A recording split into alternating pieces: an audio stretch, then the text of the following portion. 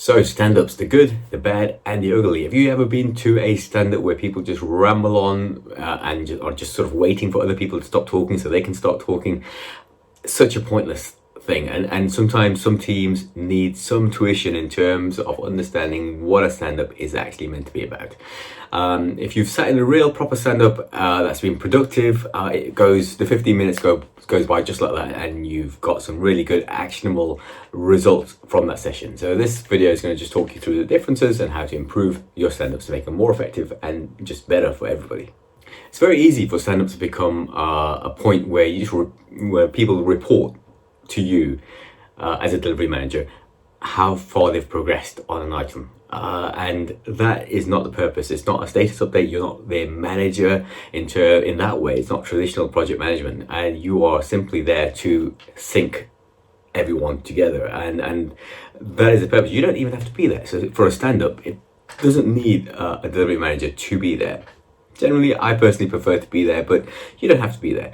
And the idea is that people are not updating where they are. They are talking if they have blockers, if they need syncing with other people, just tell people where they are, see how people can link in together. Perhaps there's some collaboration opportunities. Perhaps someone's stuck here that another person can help with. Perhaps you can all swarm onto a particular task. So it's there more as a way of facilitating development rather than just sort of saying what they've been up to, and that's a fairly key thing, because that could just be done on Slack, right, as a message. Sometimes, of course, the problem solving goes too far, and you have two individuals talking through a problem right there in the middle of your stand-up, and you're trying to disengage and get on with the rest of the stand-up because you've only got 15 minutes. That's an issue. That's up for you as a delivery manager to sort of say, look, great, I'm glad that you both are talking, but it sounds like this needs further discussion. Let's set up a meeting at this time and sort of shift that across to a meeting, because it's not an area to be having in-depth discussions, prolonged in-depth discussions. It is a quick sync, 15 minutes. That's all you got to remember.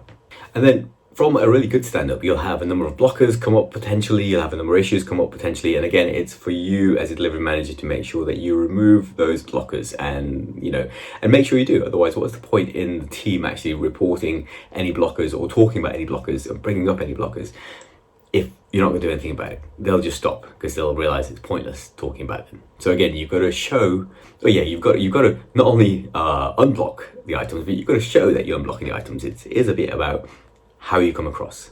It's important. And then the final thing to remember is that it's your stand-up. You can mix it up in any way you want. So for example, I've had teams where it's quite large teams where some members of the team will sort of pop in and out because they're part of multiple teams, and so they might pop in just to sort of get their ear to the ground almost and just get a feel of what's going on. They won't necessarily have anything to say. But what happens with those team members is that they sometimes feel awkward, that they're just sort of, you go through everyone in turn, and then you get to this team member who's just there just to listen in, really, because they're working on another team's project, but they just wanted to keep their finger on the pulse of this project, and they've got nothing to say, and so there's a certain amount of awkwardness there depending on the person that you're talking to. So what I've done with teams that have members who work across multiple teams is just giving them the option in terms of whether they want to say something or not. So we'll just have a hands up, and so those people who have something to contribute will put their hands up, and other people are not obligated to put their hands up. They can just sit and listen, because like I said, they might not be working on anything with that team at the moment. They just want to sort of be in the team. And so it's perfectly acceptable to do that. It's perfectly acceptable to change things around to make it a best fit for your team. What's most effective for your team? What's going to work best for your team? And what's going to stop people from not contributing in your team? And it's up to you as a delivery manager to work with the team to sort of make those changes.